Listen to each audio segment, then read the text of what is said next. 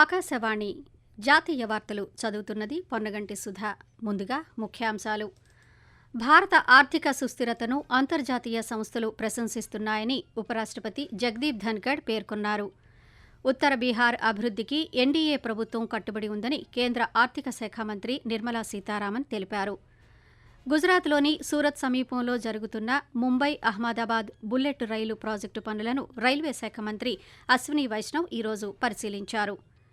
Fengal తుఫాను ప్రభావంతో తమిళనాడు, దక్షిణ ఆంధ్రలోని పలు జిల్లాల్లో భారీ వర్షాలు కురుస్తున్నాయని భారత వాతావరణ శాఖ వెల్లడించింది. ఇక వార్తల వివరాలు. భారత ఆర్థిక సుస్థిరతను అంతర్జాతీయ ఆర్థిక సంస్థలు ప్రశంసిస్తున్నాయని ఉపరాష్ట్రపతి జగదీప్ ధన్కడ్ అన్నారు. ఈ రోజు న్యూఢిల్లీలో developed India 2047 vision of new India 3.0 పేరుతో జరిగిన సదస్సులో మాట్లాడుతూ, అభివృద్ధి చెందిన భారతదేశం ఇకపై కల కాదని, సవాలుతో కూడిన లక్ష్యమని, దేశం తన సంకల్పంతో ఈ లక్ష్యాన్ని సాధిస్తుందని ఉద్ఘాటించారు.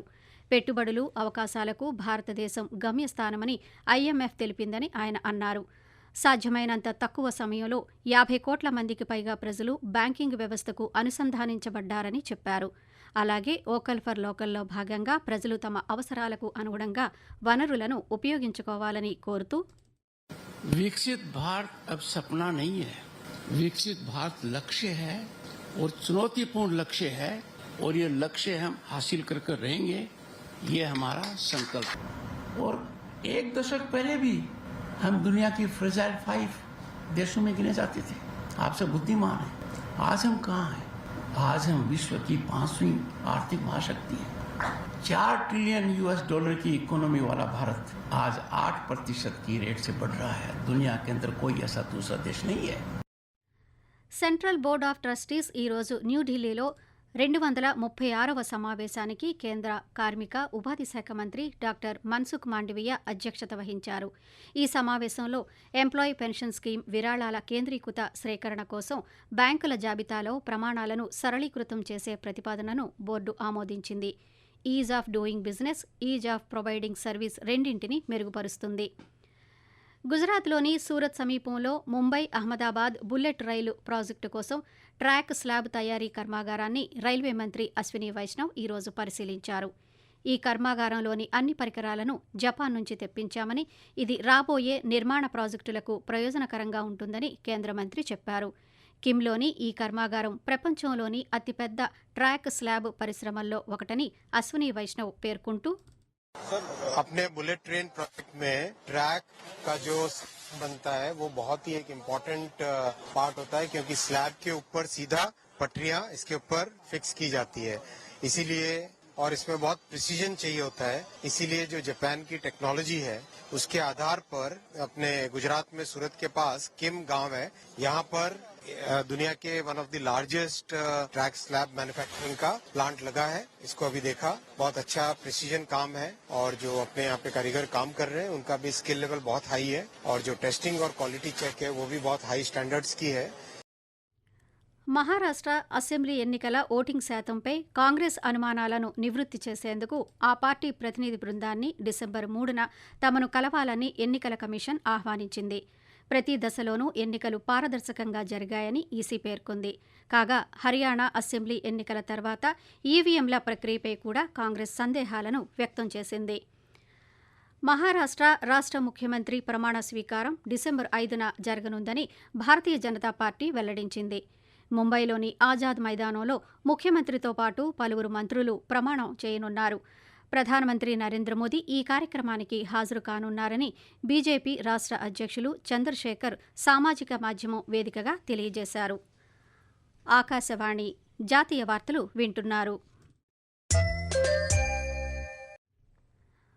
ఉత్తర బీహార్ అభివృద్ధికి ఎన్డీఏ ప్రభుత్వం కట్టుబడి ఉందని కేంద్ర ఆర్థిక శాఖ మంత్రి నిర్మలా సీతారామన్ పేర్కొన్నారు.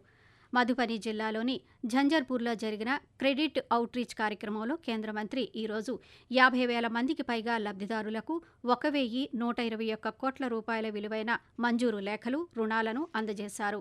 వివిధ లబ్ధిదారులకు PM SVANidhi, PM Vishwakarma, Mudra, stand of India, Kisan credit card పథకాల కింద రుణాలను పంపిణీ చేశారు. ఈ సందర్భంగా ఆమె మాట్లాడుతూ, బడ్జెట్లో వరదల నివారణ కేటాయింపులకు కేంద్రం కృషి చేస్తోందని పేర్కొన్నారు. 2047 నాటికి అభివృద్ధి చెందిన భారతదేశ మైలురాయిని చేరుకునే దిశగా మహిళలు ప్రయత్నిస్తున్నారని అన్నారు. ఈ సందర్భంగా ఆమె స్వయం సహాయక బృందాల మహిళా సభ్యులతో ప్రత్యేకంగా చర్చలు జరిపారు.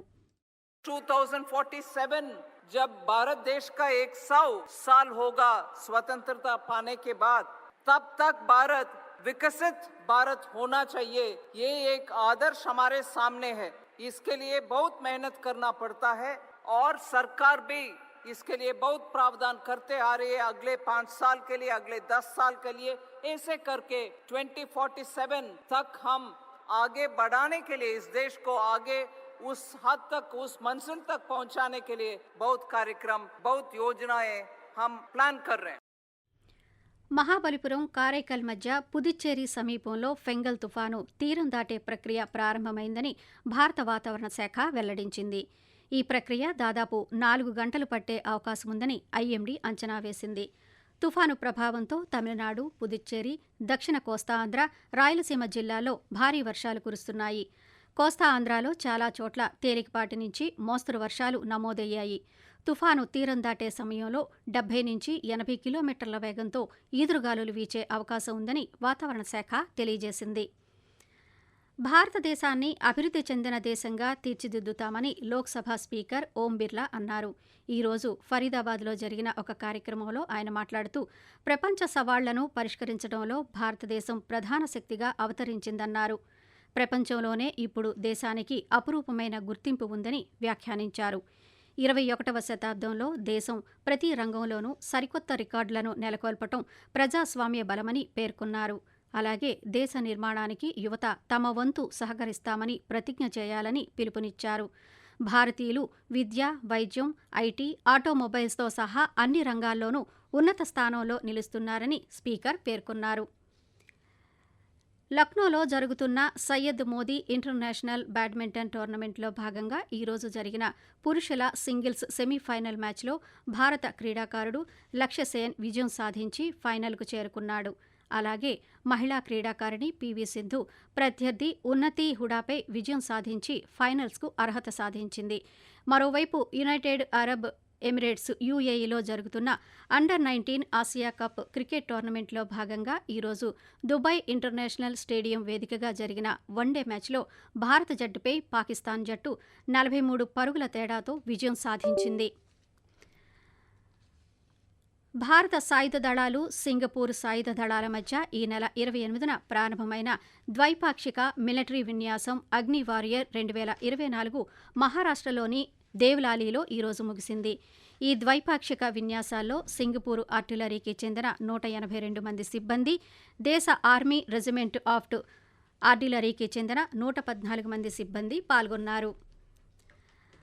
రక్షణ మంత్రిత్వ శాఖ ఈరోజు కొచ్చిన్ షిప్యార్డ్ లిమిటెడ్తో INS Vikramaditya short repeat dry docking కోసం మొత్తం 1200 కోట్ల రూపాయల వ్యయంతో ఒప్పందం కుదుర్చుకుంది. భారతదేశ పారిశ్రామిక పర్యావరణ వ్యవస్థకు మద్దతుగా కొచ్చిన్ షిప్యార్డ్ లిమిటెడ్ను నిర్వహణ, మరమ్మతుల హబ్గా అభివృద్ధి చేయడానికి ఈ ప్రాజెక్టు ముందడుగు వేసిందని రక్షణ మంత్రిత్వ శాఖ వెల్లడించింది. అష్టలక్ష్మి మహోత్సవ్ 2024ను వచ్చే నెల 6వ తేదీన న్యూఢిల్లీలోని భారత్ మండపంలో ప్రధానమంత్రి నరేంద్ర మోదీ ప్రారంభించనున్నారు.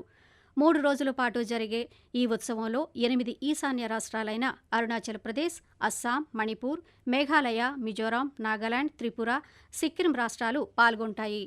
ఈ ప్రాంతంలోని 320 మంది రైతులు, అలాగే చేతి వృత్తుల వారి ఉత్పత్తులు, కళలను ఈ ఉత్సవంలో ప్రదర్శించనున్నారు. ఆకాశవాణి జాతీయ వార్తలు ముగించే ముందు ముఖ్యాంశాలు మరోసారి. భారత ఆర్థిక సుస్థిరతను అంతర్జాతీయ సంస్థలు ప్రశంసిస్తున్నాయని ఉపరాష్ట్రపతి జగదీప్ ధన్కడ్ పేర్కొన్నారు. ఉత్తర బీహార్ అభివృద్ధికి ఎన్డీఏ ప్రభుత్వం కట్టుబడి ఉందని కేంద్ర ఆర్థిక శాఖ మంత్రి నిర్మలా సీతారామన్ తెలిపారు. గుజరాత్లోని సూరత్ సమీపంలో జరుగుతున్న ముంబై అహ్మదాబాద్ బుల్లెట్ రైలు ప్రాజెక్టు పనులను రైల్వే శాఖ మంత్రి అశ్విని వైష్ణవ్ ఈరోజు పరిశీలించారు.